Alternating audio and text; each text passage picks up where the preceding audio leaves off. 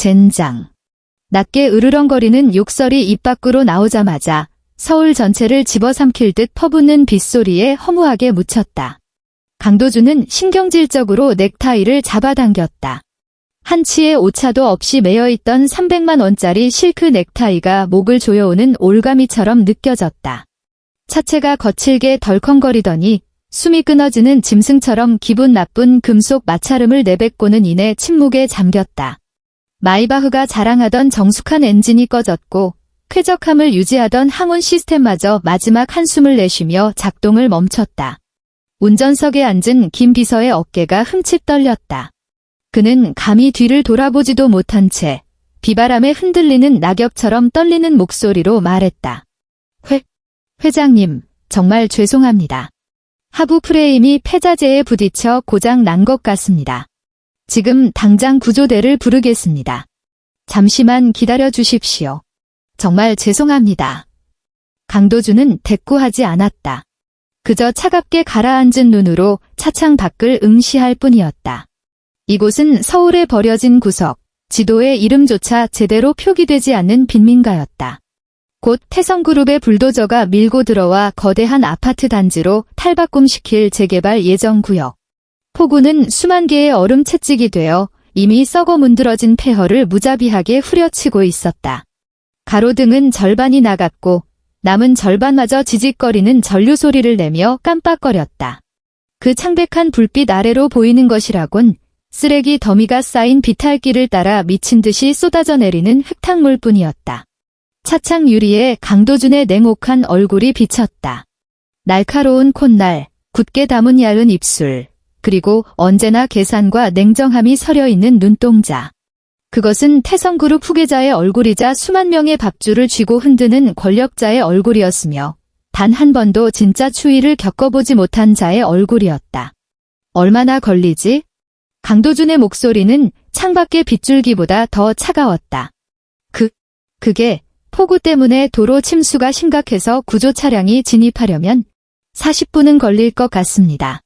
김 비서의 목소리가 기어들어 가더니 끝내 모기 소리처럼 작아졌다. 40분. 강도준의 가슴속에서 정체 모를 화가 치밀어 올랐다. 그는 기다림을 혐오했다. 통제할 수 없는 상황은 더더욱 혐오했다. 차 안의 온도가 서서히 떨어지기 시작했다. 아직 온기는 남아있었지만 발밑에서부터 축축하고 서늘한 냉기가 스멀스멀 기어 올라왔다. 낡은 가죽 냄새와 김 비서가 극도의 긴장 속에 흘린 식은땀 냄새가 뒤섞여 역겨움을 불러일으켰다. 우산 내놔. 네. 회장님. 밖은 빗줄기가 너무 거셉니다. 그냥 차 안에 내놓으라고. 강도준은 더 이상 헛소리를 듣고 싶지 않았다. 그는 김 비서가 허둥지둥 건넨 검은색 장우산을 낚아채듯 받아들고 차 문을 밀어 열었다. 쾅 하는 소리와 함께 광풍에 실린 비바람이 차 안으로 들이닥쳤다. 마치 누군가 그의 뺨을 세게 후려치는 것 같았다. 최고급 이탈리아 수제 구두가 땅에 닿는 순간 끈적하고 차가운 지늘기 발목을 휘감았다. 불쾌하고 구역질 나는 감각이었다. 젠장, 정말 빌어먹을 상황이군. 그는 우산을 펴들었다. 검은 우산이 거센 바람에 휘청이며 간신히 작은 공간을 만들어냈다. 강도준은 미간을 찌푸린 채 주위를 둘러보았다. 사방에 붉은색 페인트로 흘려 쓴 철거라는 글씨가 보였다. 빗물에 번진 붉은 글씨는 마치 건물이 피를 흘리는 것처럼 기괴해 보였다. 깨진 창문들은 텅 빈 눈구멍처럼 그를, 이 이질적인 침입자를 노려보고 있었다. 이곳은 공기마저 썩어 있었다. 곰팡이와 고인물, 그리고 오랜 세월 켜켜이 쌓인 절망이 뒤섞인 악취가 코를 찔렀다. 원래는 이곳에 들어설 호화 아파트 부지를 시찰하기 위해 지나가던 길이었다. 그런데 이런 시궁창 같은 곳에 갇히게 될 줄이야? 강도준은 양복 안주머니에서 담뱃갑을 꺼냈다. 역겨운 냄새를 지우려 담배를 한 대 물고 라이터를 켰지만 횡포하게 불어닥친 바람이 불꽃을 순식간에 집어삼켜버렸다. 불조차 나를 거스르는군? 그는 짜증스럽게 값비싼 담배를 소나기에 쥐어 으깨버렸다. 부서진 담뱃가루가 손가락 사이로 빠져나가 발밑의 흙탕물 속으로 사라졌다. 바로 그때였다. 폭우의 굉음을 뚫고 지극히 미세한 소리가 그의 귓가에 파고들었다. 그것은 바람소리도 빗소리도 아니었다. 죽음의 문턱에선 생명체가 내뱉는 가느다란 신음이었다. 강도준은 본능적으로 그 소리를 무시하고 차로 돌아가려 했다. 하지만 소리는 다시 한 번 들려왔다. 아까보다 조금 더 선명하게, 그리고 왠지 모르게 심장을 옥죄어오는 떨림을 동반한 채 무언가에 홀린 듯 그는 발걸음을 옮겼다. 소리가 나는 방향을 따라 무너진 벽돌 담장을 돌아갔다. 흙탕물이 튀어 완벽하게 재단된 양복바지 밑단을 더럽혔지만 지금은 그런 것에 신경 쓸 겨를이 없었다. 위태롭게 서 있는 두 채의 폐가 사이 좁은 틈새에 버려진 합판과 푸른색 방수포가 아무렇게나 쌓여 있었다. 그 위에는 벽에서 떨어져 나온 벽돌 조각들이 널브러져 있었다. 누가 봐도 쓰레기 더미거나 다 쓴 연탄재를 쌓아두는 임시 창고처럼 보였다. 하지만 소리는 분명 그곳에서 흘러나오고 있었다. 강도준은 미간을 좁히며 구두 끝으로 앞을 가로막은 썩은 나무 판자를 툭 걷어찼다. 그 순간 그의 동공이 맹렬하게 수축했다.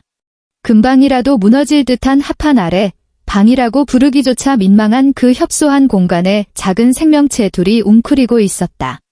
심장이 보이지 않는 거대한 손에 움켜쥐어진 듯한 통증이 스쳤다.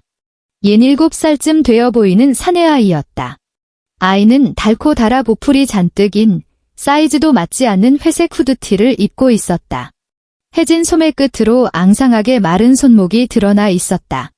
소녀는 품 안에 자신보다 더 작은 아이를 필사적으로 끌어안고 있었다. 구멍투성이인 낡은 담요를 뒤집어 쓴 여자아이였다. 소년의 옆에는 비에 흠뻑 젖은 유기견 한 마리가 바들바들 떨며 엎드려 있었다. 뒷다리 하나가 부러진 듯 힘없이 축 늘어져 있었는데 방금 강도준이 들었던 신음은 아마도 이 개가 낸 소리인 듯 했다. 하지만 강도준을 정말로 놀라게 한 건 그 소년이었다. 강도준의 검은 우산이 머리 위로 쏟아지는 비를 가리고 아주 희미한 그늘을 들이우자 소년이 번개같이 고개를 쳐들었다. 아, 그 눈빛. 석탄가루와 진흙으로 얼룩진 그 조그만 얼굴에서 눈동자만큼은 섬뜩할 정도로 형형하게 빛나고 있었다. 그것은 먹이를 지키려는 야수의 눈빛이었다. 경계와 공포, 그리고 나이에 걸맞지 않은 도끼가 서려 있었다.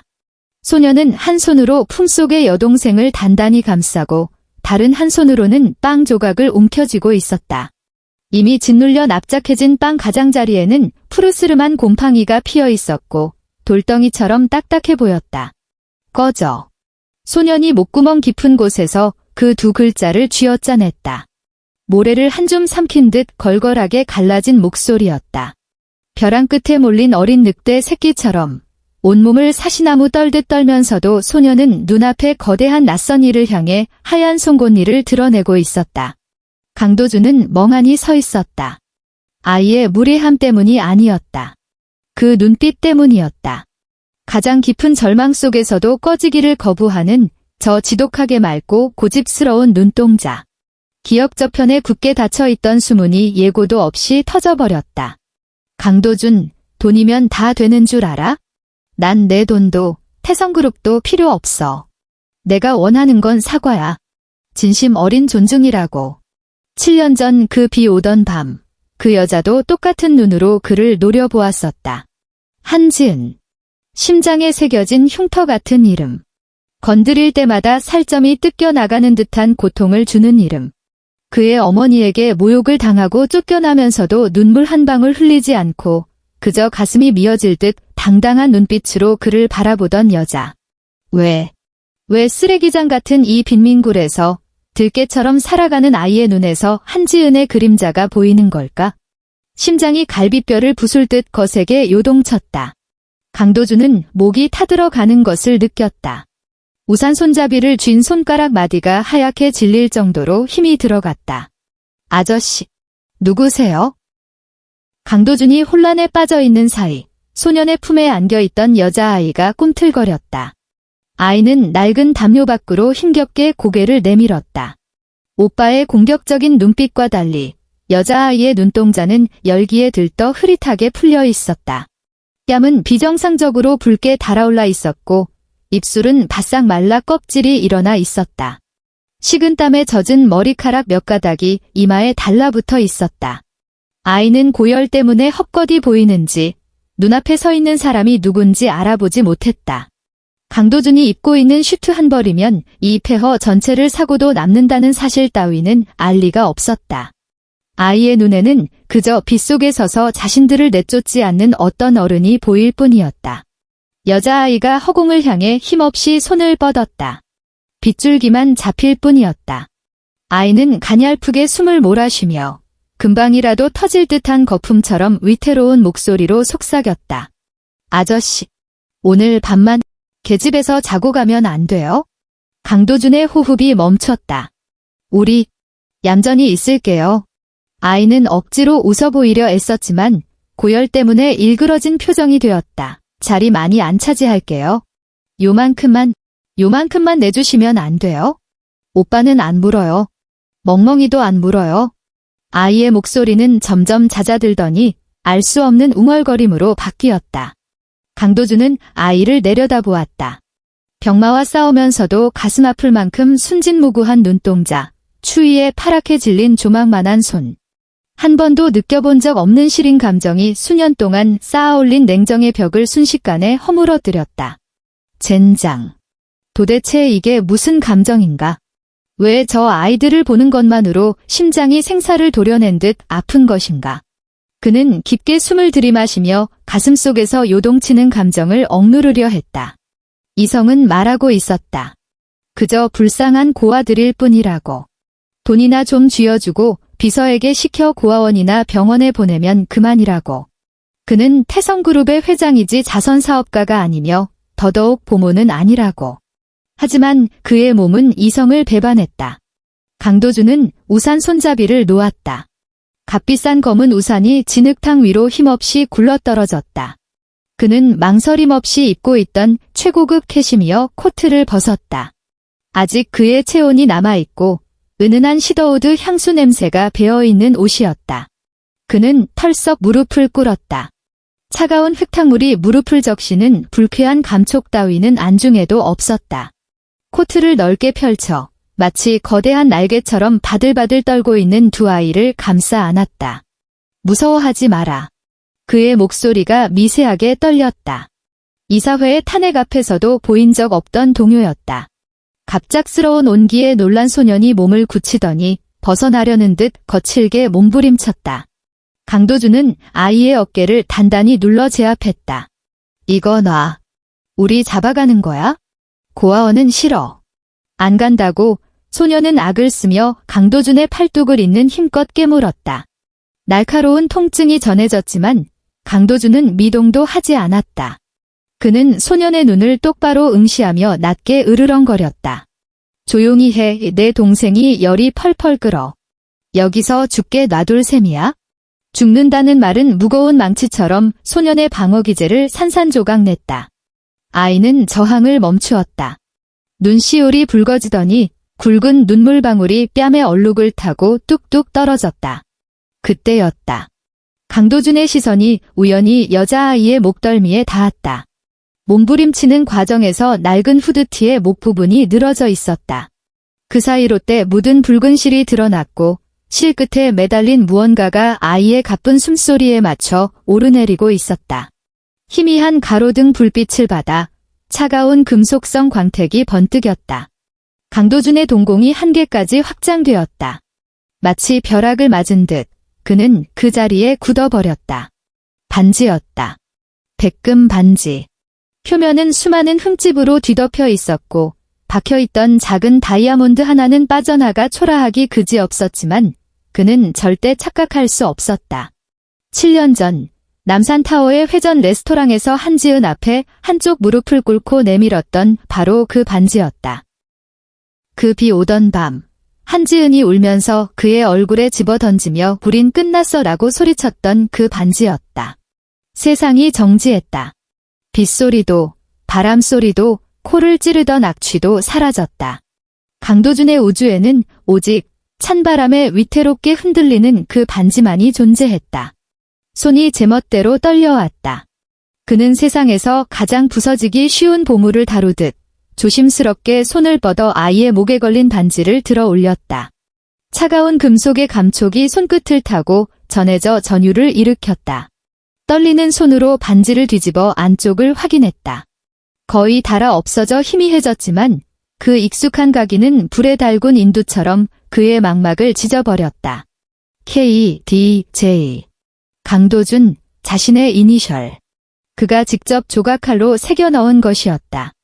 이 세 글자를 새기느라 손가락을 2번이나 베었고 한지은은 바보라며 울먹이면서 밴드를 붙여주었었다. 앞으로 무슨 일이 있어도 이것만 보면 내 생각해야 돼. 넌 내 거야. 강도준. 그날의 맹세가 귓가에 생생한데 지금 이 반지가 죽어가는 아이의 목에 걸려 있었다. 이 짐승만도 못한 빈민골 구석에서 반지가 여기 있다면 한지은은, 지은이는 어디에 있는가? 영혼마저 얼어붙게 만드는 끔찍한 가설이 머릿속을 스쳤다. 강도준은 고개를 들어 소년을 뚫어지게 바라보았다. 이번에는 똑똑히 보였다. 정말 선명하게 보였다. 눈뿐만이 아니었다. 고집스럽게 담은 입매, 살짝 찌푸리는 미간, 심지어 귓불의 모양까지 기억 속에 그 여자와 소름 끼치도록 닮아 있었다. 그리고 열에 들뜬 저 여자아이의 이목구비에는 자신의 어린 시절 모습이 겹쳐져 있었다. 너희들. 강도준의 목소리가 형편없이 갈라졌다. 예고도 없이 터져나온 눈물이 시야를 흐렸다. 너희 엄마, 이름이 뭐니? 온몸의 기력을 쥐어짜 겨우 내뱉은 질문이었다. 소녀는 갑자기 눈물을 흘리는 이 이상한 아저씨를 경계심 어린 눈으로 쳐다보았다. 무서웠지만 어깨를 감싼 코트의 따뜻함 때문인지 아니면 아저씨의 눈에 담긴 깊은 슬픔 때문인지 아이는 잠시 망설이다가 쉰 목소리로 입을 열었다. 엄마 이름은 한지은이에요. 쿠. 강도준은 머릿속에 무언가가 와르르 무너져 내리는 소리를 들었다. 지난 7년간 품어왔던 모든 증오, 억울함, 원망이 그 한마디 앞에 먼지가 되어 사라졌다. 그리고 그 빈자리를 쓰나미 같은 후회와 절망이 덮쳤다. 한지은. 정말 그녀였다. 이 아이들은 내 아이들이다. 나 강도준의 핏줄이다. 그런데 왜 내 아이들이 쓰레기 더미 속에서 유기견처럼 떨고 있는가? 왜 곰팡이 핀 빵 조각을 두고 목숨을 걸어야 하는가? 왜 한지은은 나를 찾아오지 않았는가? 엄마는 강도준이 소년의 어깨를 쥔 손에 힘을 주었다. 손톱이 살을 파고들 정도였다. 말해봐. 엄마는 어디 있어? 지금 어디 있냐고. 소년은 그의 일그러진 표정에 겁을 먹고 다시 울음을 터뜨렸다. 아이는 훌쩍거리며 꼬질꼬질한 손으로 칠흑 같은 밤하늘을 그 보이지 않는 허공을 가리켰다. 엄마는 하늘 날아갔어요. 소년이 울먹이며 말했다.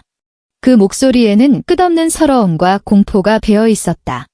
지난달에 엄마가 공장에서 일하다가 쓰러졌는데 다시는 안 일어났어요.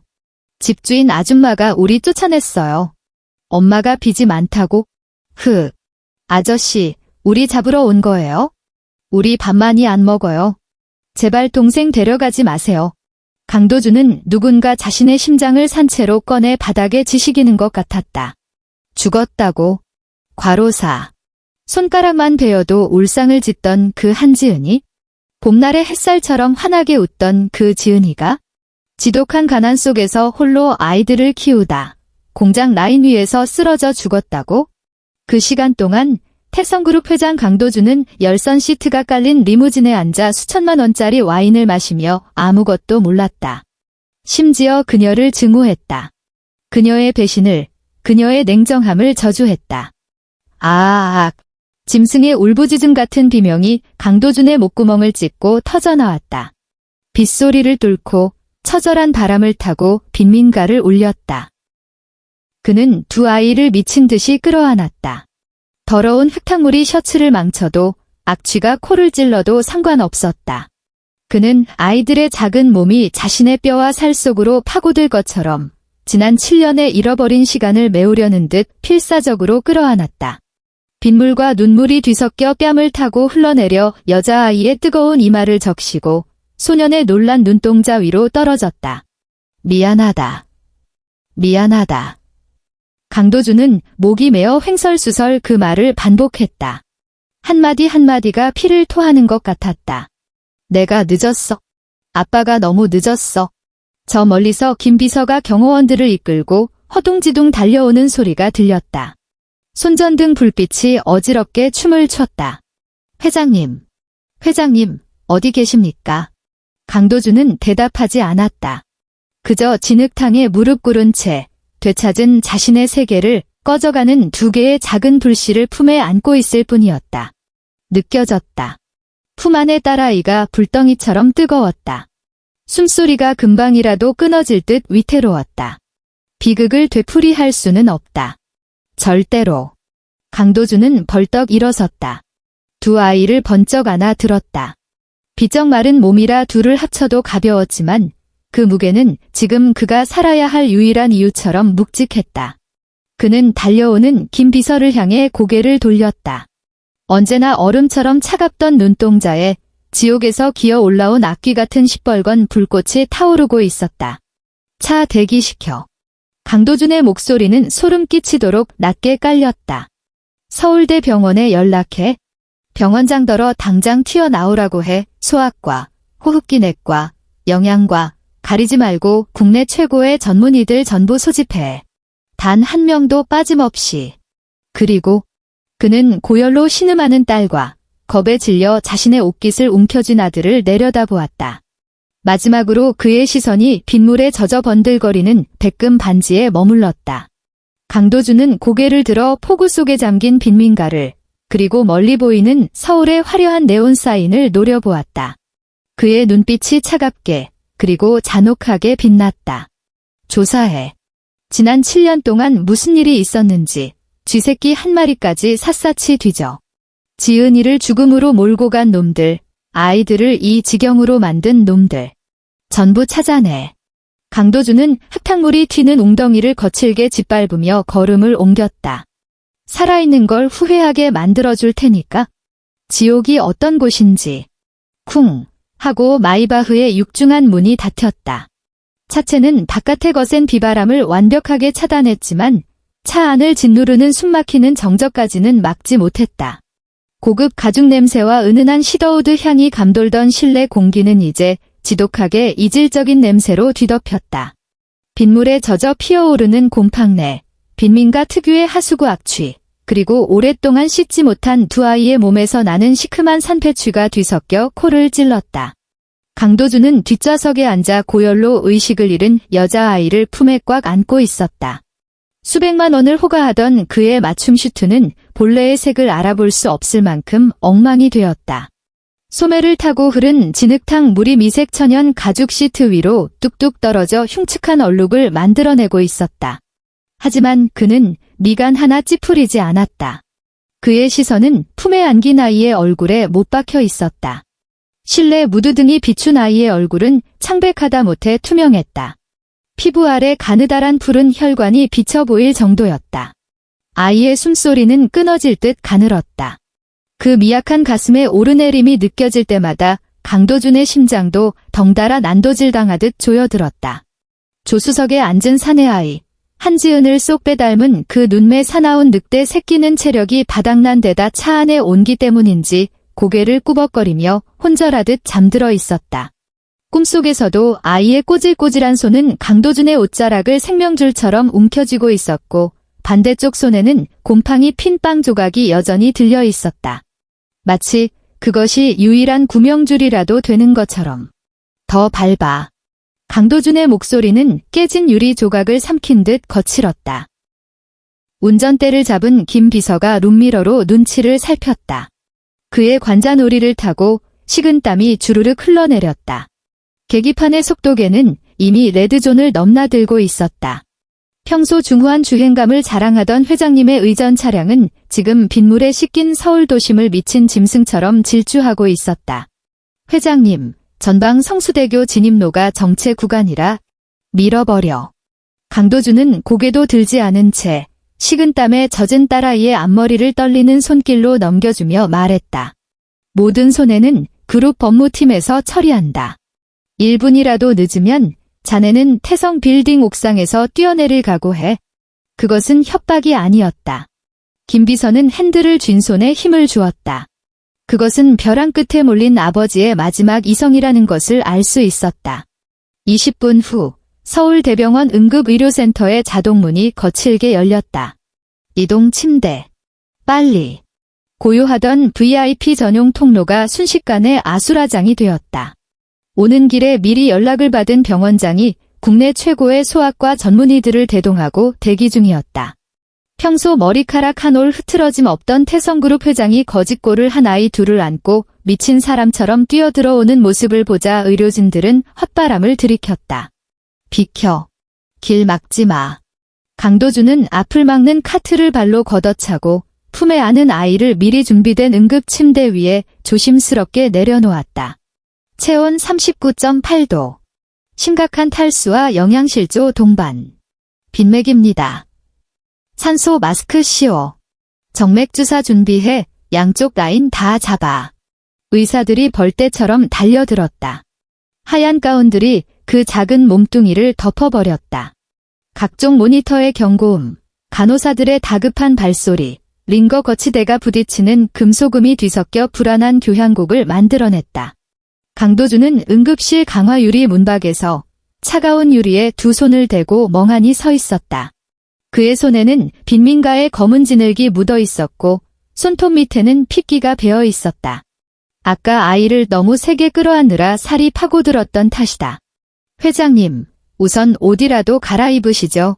김 비서가 새 옷을 들고 다가와 조심스럽게 말을 건넸지만 강도준은 들리지 않는 사람처럼 미동도 하지 않고 안쪽만 응시했다.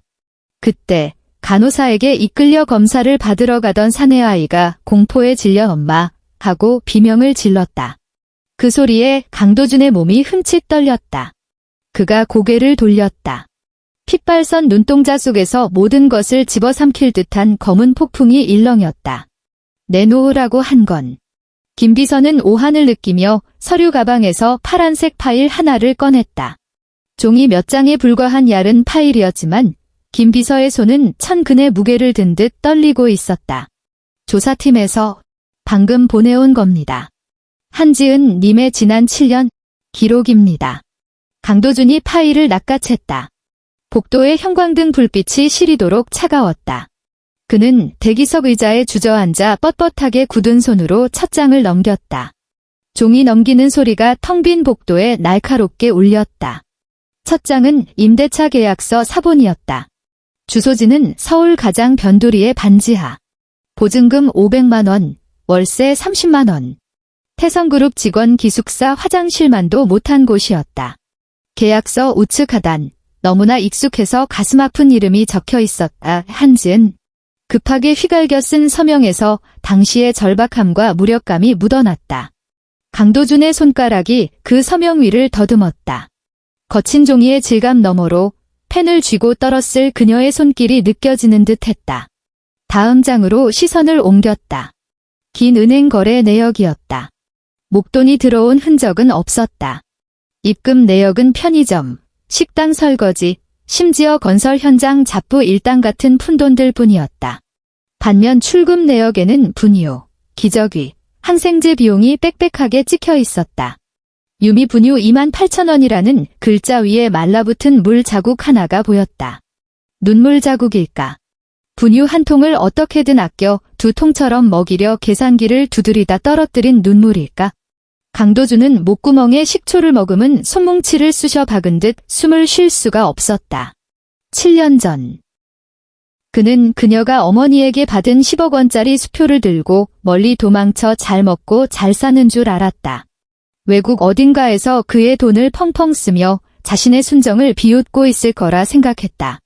하지만 현실은 그녀가 이 도시의 하수구 바닥에서 고작 몇천 원짜리 분유값을 벌기 위해 편의점에 서서 10시간씩 다리가 붓도록 일하고 있었다는 것이었다. 젠장. 강도준이 이를 악물었다. 눈가가 붉게 충혈되다 못해 터질 것 같았다. 다음 장을 넘겼다. 병원 진단서였다. 날짜는 지난달.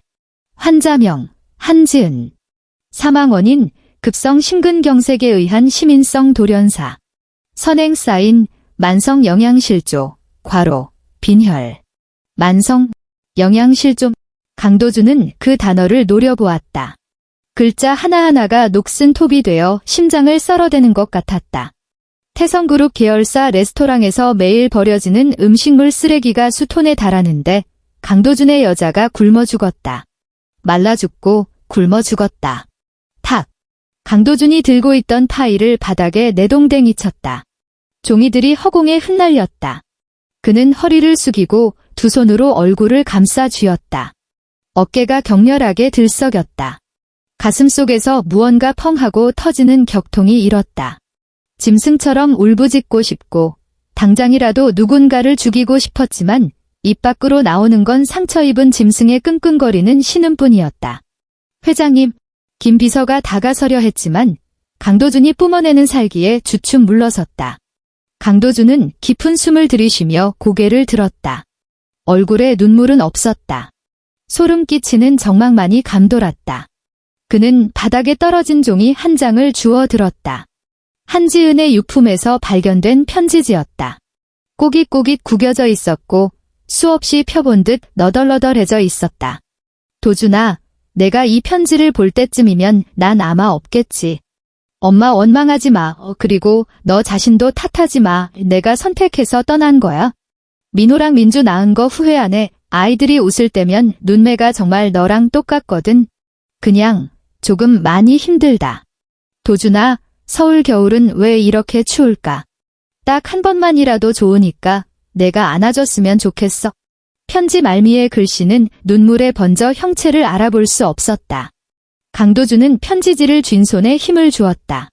손톱이 손바닥을 파고들어 붉은 피가 배어나왔고 힘들다는 글자 위를 붉게 물들였다. 김 비서. 강도준이 입을 열었다. 폭풍전야의 바다처럼 섬뜩할 정도로 차분한 목소리였다. 누가 지은이를 떠나게 만들었는지 알아내. 자발적으로 나갔다는 헛소리는 집어치우고 이름을 가져와. 관련된 놈들 이름 하나하나 전부 다. 김 비서는 마른 침을 삼키며 고개를 숙였다. 목소리가 떨렸다. 조사 결과 7년 전 노마님 전담 변호사가 한지은님과 빈번하게 접촉했습니다.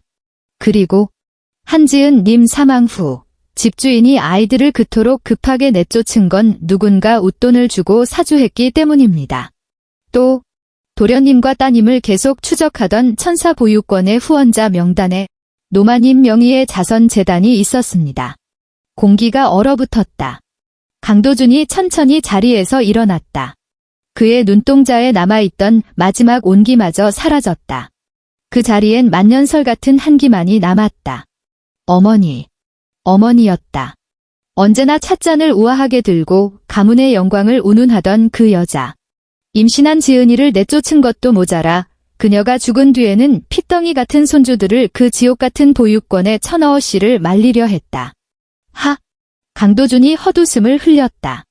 텅 빈 복도에 울리는 웃음소리가 뼛속까지 시리게 만들었다. 가문을 위해서라. 대단하신 태성그룹 안주인이시군. 그는 주머니에서 휴대폰을 꺼냈다. 액정 위로 악귀가 된 자신의 얼굴이 비쳤다. 그는 단축번호를 눌렀다. 신호음이 몇 번 울리고 늙었지만 위험 있는 여성의 목소리가 들려왔다. 도준이니? 이 늦은 시간에 무슨 일이냐? 강북개발구역에 갔다는 보고는 받았다만 지금 이 시각부로. 강도준이 말을 잘랐다. 내일 날씨를 이야기하듯 건조한 말투였다. 강씨 일가 신탁펀드의 모든 자금 흐름을 동결합니다. 본가에서 사용하는 모든 법인 카드, 어머니가 쓰시는 블랙카드까지 전부 정지시키세요. 해외에 나가 있는 반개 임원들 전원 소환합니다.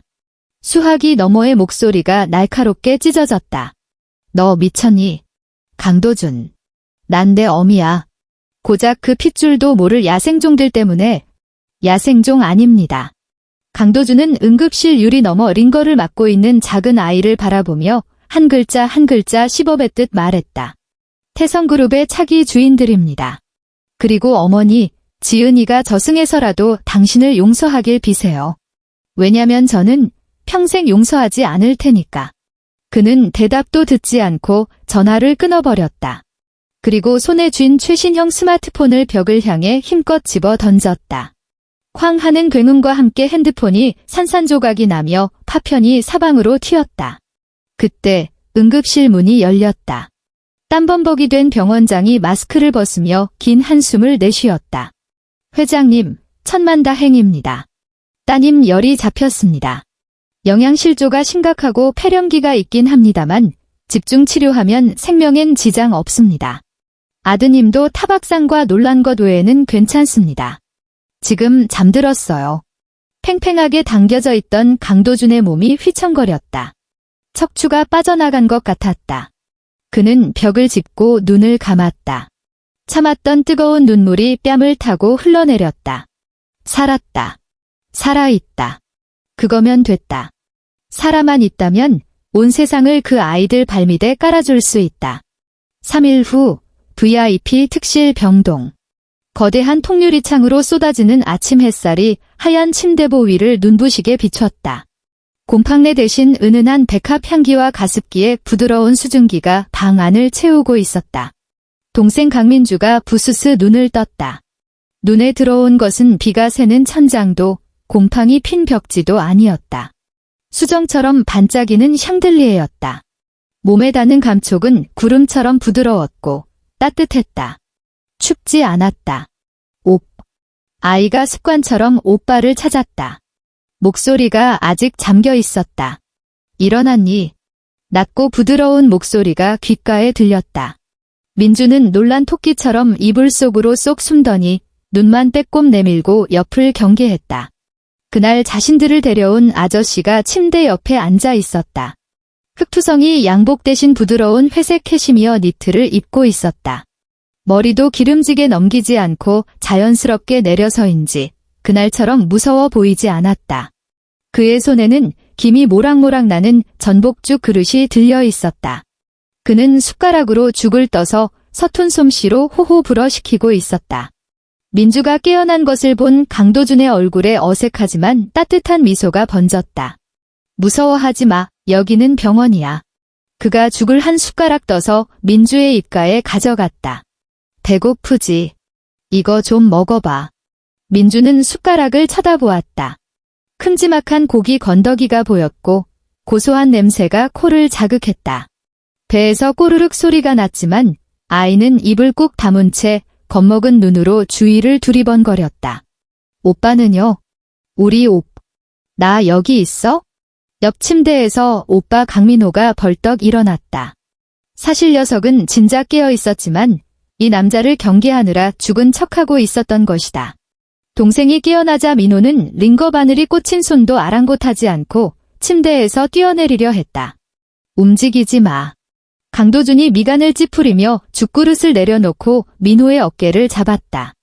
단호했지만 손길은 깃털처럼 가벼웠다. 주사 맞고 있잖아. 피 역류해. 민호는 입술을 깨물며 강도준을 노려보았다. 우릴 어떻게 할 거예요? 팔아넘길 거면 제발 따로 떼어놓지만 말아주세요. 저는 일 잘해요. 동생은 몸이 약하지만 밥을 정말 조금 먹거든요. 그 말은 다시 한번 예리한 칼이 되어 강도준의 심장을 후벼 팠다.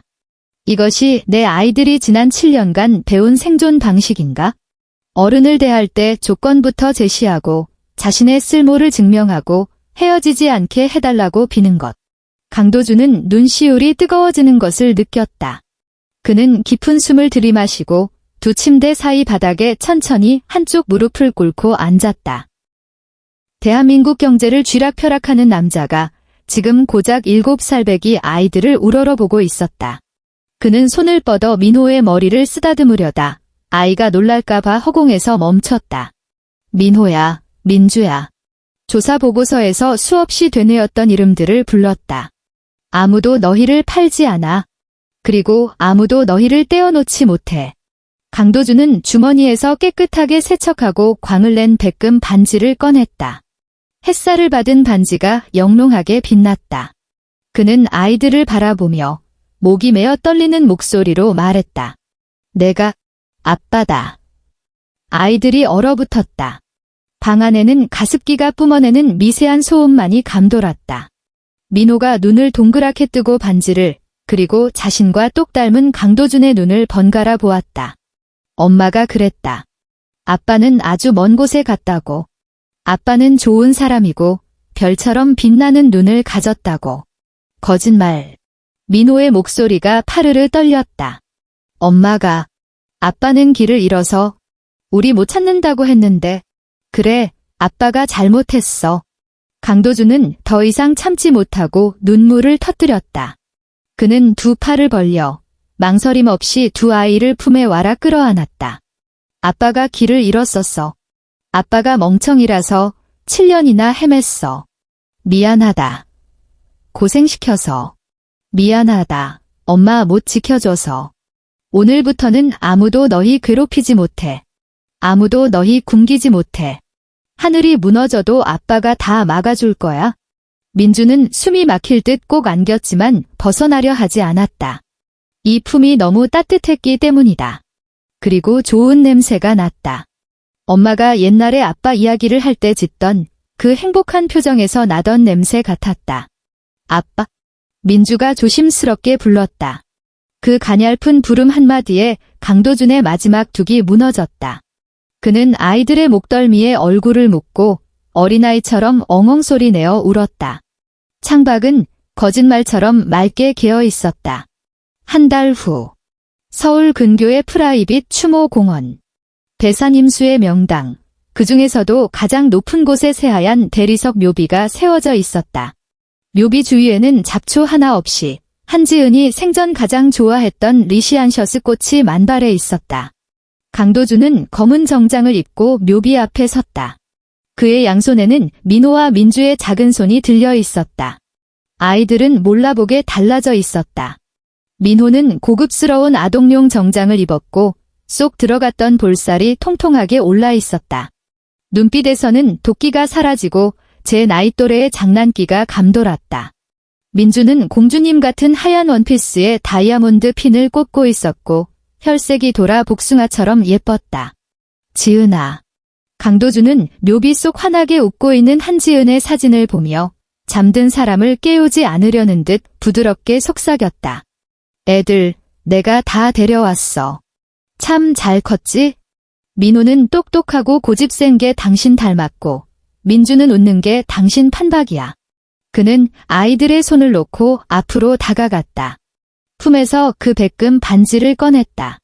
반지에 입을 맞춘 그는 그것을 묘비 앞에 조심스럽게 내려놓았다. 이거 다시 돌려줄게. 이번엔 무르기 없기다. 강도준은 허리를 펴고 뒤에 서 있는 김 비서를 돌아보았다. 추모공원 입구는 이미 수많은 취재진으로 인산인해를 이루고 있었다. 수백 명의 기자가 경호라인 밖에서 카메라 플래시를 터뜨리고 있었다. 어제 태성그룹 긴급 이사회에서 강도준은 쌍둥이의 존재를 공식적으로 공표했다. 그리고 유언장을 수정해 아이들을 확고부동한 후계자로 못 박았다. 대한민국 전체가 발칵 뒤집혔고 반개 조카를 내세우려던 어머니의 야욕은 산산조각이 났다. 가자. 강도준이 다시 아이들의 손을 잡았다. 아빠, 우리 어디가? 민주가 고개를 들어 낭낭한 목소리로 물었다. 강도준이 허리를 숙여 아이들과 눈을 맞췄다. 그의 눈에 꿀이 뚝뚝 떨어질 듯한 애정이 가득했다. 집으로. 그들이 뒤돌아 발걸음을 옮기는 순간 먹구름 낀 하늘이 갈라지며 황금빛 햇살이 쏟아져 내렸다. 빗줄기는 정확히 한지은의 묘비를 비췄다. 그리고 서울 하늘을 가로지르는 거대한 7빛깔 무지개가 떴다. 마치 천국과 이승을 잇는 다리처럼. 민호가 걸음을 멈추고 하늘을 가리키며 소리쳤다. 아빠, 저거 봐요. 무지개예요. 엄마가 그랬어요. 무지개 뜨면 엄마가 우리 보고 웃는 거라고. 강도준도 걸음을 멈추고 무지개를, 그리고 묘비 속에서 정말로 웃고 있는 듯한 여자를 돌아보았다. 그는 아이들의 손을 더 꽉 쥐었다. 그의 입가에 오랜만에 진심 어린, 편안한 미소가 걸렸다. 그러네. 그가 봄바람에 실려보내듯 나직이 말했다. 엄마가 우리 보고 있네? 비가 그쳤다. 길고 길었던 그 춥고 절망적이었던 장마가 드디어 끝났다.